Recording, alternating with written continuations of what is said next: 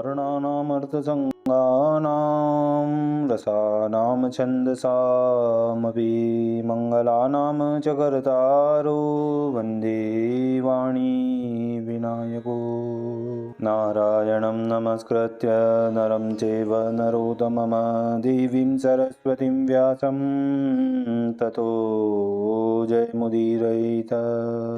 गुरुर्ब्रह्मा गुरुर्विष्णु गुरुर्देवो महेश्वर गुरुर्साक्षात् परब्रह्म तस्मै श्री गुरुवे नमः। बोलिए सियावर रामचंद्र भगवान की जय, राधावर कृष्ण कन्हैया लाल भगवान की जय, उमा महेश्वर भगवान की जय, गायत्री ब्रह्मदेव भगवान की जय, सद्गुरुदेव भगवान की जय, माता पिता गुरुदेव की जय, समस्त संतगण भगवान की जय, समस्त भक्तगण भगवान की जय। ओम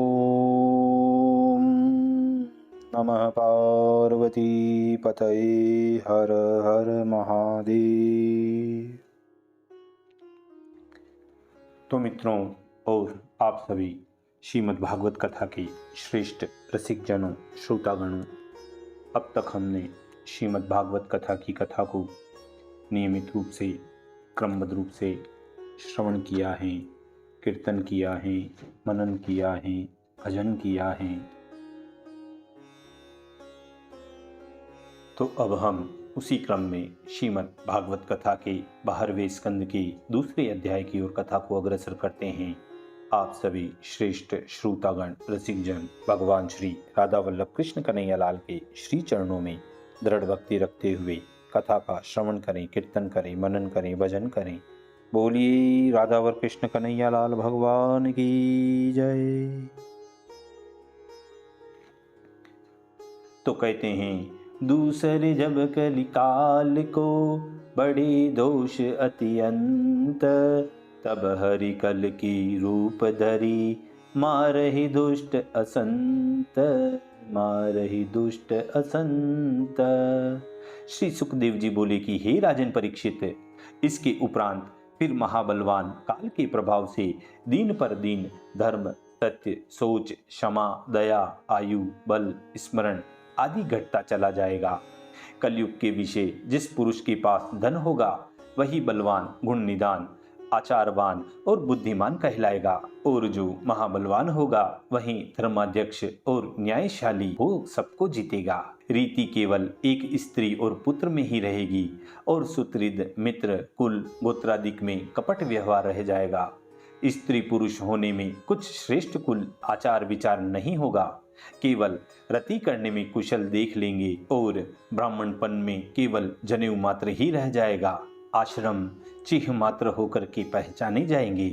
परस्पर स्नेह कहीं नहीं रहेगा।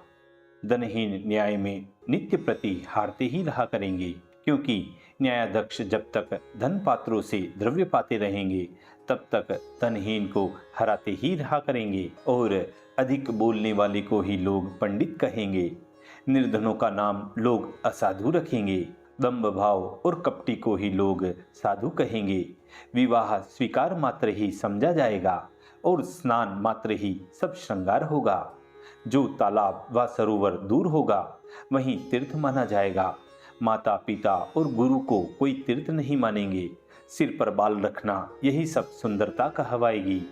जैसे तैसे पेट भर लेना परम चतुरता और पराक्रम गिना जाएगा, और ढीठ पुरुष ही सत्यवादी कहलाएंगे। कुटुंब का उदरपूर्ण करना ही सयान और चतुराई का मूल समझा जाएगा। धर्म का सेवन केवल इसलिए किया जाएगा जिससे संसार में यश हो। इस प्रकार जब सर्वत्र भूमंडल प्रजाओं से व्याप्त हो जाएगा, तब ब्राह्मण, क्षत्रिय, वैश्य, शूद्र इनमें जो बली होगा वही भूपाल कहा जाएगा। लोभी, निर्दयी, लुटेरों से और राजाओं से अपनी स्त्री, धन छीन लेने के भय से सब प्रजा भागकर पर्वतों में जा छिपेगी, और वहां शाक, कंदमूल, फल, मधु, मांस, पुष्प, बीज इससे अपना उदर पूर्ण करेगी।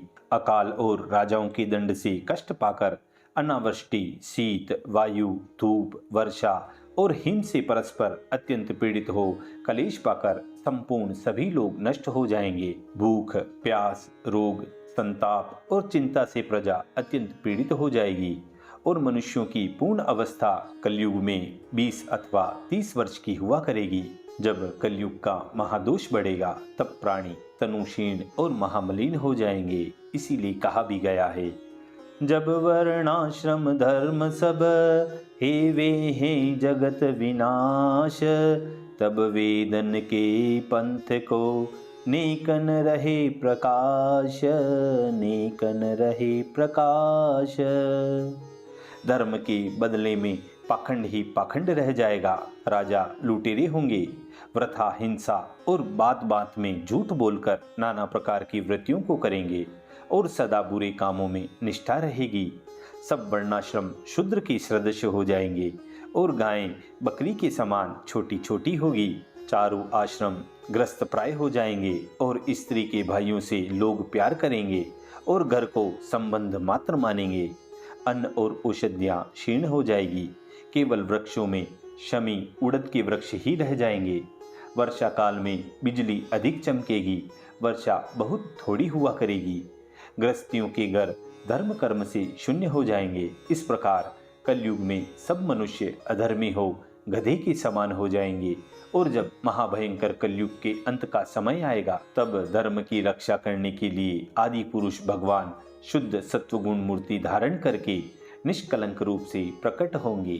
तभी कहते हैं, संतन के सुख करन को हरन भूमि को भार, हे कलयुग अंत में कल की को अवतार, कल की को अवतार। चराचर की गुरु सबकी आत्मा ईश्वर विष्णु भगवान का अवतार महात्मा पुरुषों की धर्म की रक्षा और उनके कर्मों के प्रचार के लिए होगा। गंगा के तट में अहे संबल नामक ग्राम, तहाँ विष्णु यश विप्रैक हे अतिमति धाम, हे अतिमति धाम। उस विष्णु यशी ब्राह्मण के घर में चैत्र शुक्ल द्वादशी को विष्णु भगवान कल की अवतार धारण करेंगे। उसी समय देवता लोग अत्यंत शीघ्रगामी देवदत्त नामक एक घोड़ा लेकर उन भगवान के सन्मुख उपस्थित होंगे। भगवान उस घोड़ी पर चढ़कर खड्ग हाथ में ले दुष्टों का दमन करता अणिमादिक अष्ट सिद्धियों से संयुक्त जगदीश्वर अनुपम कांति वाले महातेजस्वी कल्कि रूप से राजाओं का सा वेश धारण किए हुए उस घोड़े पर चढ़कर करोड़ों चोरों का विध्वंस करेंगे। जब सब चोरों का संहार हो जाएगा तब देश देशांतरों के मनुष्यों के अति पुण्य रूप सुगंध युक्त पवन के लगने से उन मनुष्यों के मन उज्जवल हो जाएंगे और उन नगर निवासियों के हृदय में शुद्ध चैतन्य सत्व मूर्ति भगवान वासुदेव स्थित होंगे तो उन प्रजाओं के पुत्राधिक उत्तम और पुष्ट होंगे।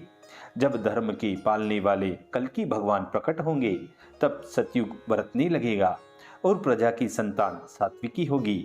जब चंद्र सूर्य बृहस्पति ये सब पुष्य नक्षत्र के योग करके एक राशि में आएंगे तब सतयुग होगा। जो चंद्रवंशी और सूर्यवंशी राजा हो चुके हैं और जो इस समय विद्यमान हैं तथा आगे होंगे उन सब के नाम संक्षेप से भिन्न भिन्न मैंने आपको सुनाए। तुम्हारे जन्म से लेकर नंद के राज्य तक 1510 वर्ष बीत चुके हैं। आकाश में सप्त ऋषियों के मध्य जो दो तारे पुलह और क्रतु पहले दिखते हैं उन दोनों के मध्य में रात्रि के समय दोनों को समान देखने वाले अरुंधति के नक्षत्र सहित सप्तऋषि मनुष्यों के 100 वर्ष प्रत्येक नक्षत्र पर रहा करते हैं। अर्थात जैसे चंद्रमा एक नक्षत्र पर एक दिवस रहता है उसी प्रकार सप्तऋषि 100 वर्ष के अनुमान एक नक्षत्र पर रहते हैं। यही सप्तऋषि तुम्हारे जन्म के समय मधा नक्षत्र पर थे और इस समय भी मधा नक्षत्र पर स्थित हैं। कलयुग के आने का समय ठीक ठीक इस प्रकार निश्चय किया है कि जब महातेजस्वी शुद्ध सत्व मूर्ति श्री कृष्ण भगवान अपने परम धाम से धारे उसी समय कलयुग ने इस लोक में अपना प्रवेश किया। जिस कलयुग के आते ही मनुष्यों की पाप में रुचि हुई। हे राजा परीक्षित, जब तक रमापति भगवान अपने चरणारविंदों से पृथ्वी का स्पर्श करते हुए इस पर विराजमान रहे तब तक कलयुग पृथ्वी पर अपना कुछ कर्तव्य न कर सका। जब से मधा नक्षत्र में सप्तऋषि वर्तमान होते हैं तभी से प्रवृत्त होकर देवताओं के 1200 वर्ष तक कलयुग रहता है। अब सप्तऋषि मदह नक्षत्र से निकल पूर्वाषाढ़ा नक्षत्र पर जाएंगे, तब नंद का राज्य बढ़तेगा और उसी नंद के राज्य से कलयुग का अत्यंत प्रताप बढ़ेगा। जिस दिन से, जिस मुहूर्त से, जिस क्षण से श्री कृष्ण भगवान अपने परम धाम को सिधारे, उसी दिन और उसी समय कलयुग ने इस लोक में अपना प्रवेश किया। ऐसे भूतकाल के जानने वाले ऋषि लोग कहते हैं, जब देवताओं के 1 सहस्त्र वर्ष व्यतीत हो जाएंगे, जो कलयुग का प्रमाण है, तो फिर पीछे सतयुग का प्रवेश होगा और सतयुग आने का यही लक्षण दिखाई देगा कि मनुष्यों के मन में आप से आप आत्मा का प्रकाश हो जाएगा। हे राजन, जिस प्रकार पृथ्वी पर मनु का वंश हुआ और आपसे कहा, उसी प्रकार ब्राह्मण, क्षत्रिय, वैश्य, शूद्रों का वंश युग युग में जानना योग्य है। जो आज तक नाम मात्र से ही जाने जाते हैं, उन जानने वालों की केवल कथा मात्र ही कहने को रह गई है। ऐसे महात्मा पुरुषों की कीर्ति ही संसार में आज तक चली आती है। वे लोग पृथ्वी पर न रहें, इसलिए प्राणियों को चाहिए कि राज्य और पुत्रादि की मोह ममता को त्याग कर अपने धर्म कर्म में तत्पर रहें। चंद्रवंशी संतनु का भ्राता देवापी और इक्ष्वाकु वंश में उत्पन्न हुआ सूर्यवंशी राजा मरु, ये दोनों राजा अत्यंत योग बल के प्रताप से कलाप ग्राम में वास करते हैं। ये दोनों राजा कलयुग के अंत में भगवान की शिक्षा पाकर पहले के समान तब वर्णाश्रम धर्मों का विस्तार करेंगे। सतयुग, त्रेता, द्वापर, कलयुग, ये चारों युग इसी क्रम से पृथ्वी पर मनुष्यों के निमित्त वर्तते रहते हैं। हे राजा परीक्षित, जो राजा मैंने आपके आगे वर्णन किए, इनके सिवाय और भी जो कुछ हुए, वे सब इस भूमि में ममता करके और इसको यहीं छोड़कर आप रीते हाथों नाश को प्राप्त हो गए। जिस देह का नाम राजा था, उसी देह के अंत समय कृमि, विष्टा, खाक, ये सब नाम हुए। ऐसे शरीर से जो कोई शरीरधारी दूसरे से द्रोह करते हैं, उनका कौन सा स्वार्थ सिद्ध होता है? नरक में वास करने की सिवाय कोई स्वार्थ सिद्ध नहीं होता। किस प्रकार से अखंड भूमि को हमारे पूर्व पुरुषों ने पाली थी और अब किस प्रकार हमारे पुत्र पोत्रों और वंशजों के पास यह स्थिर रहेगी। वे मूर्ख लोग पंचभूतमय इस देह को अपना मानकर भूमि में ममता कर अंत समय दोनों को छोड़कर आप अकेले ही चले गए।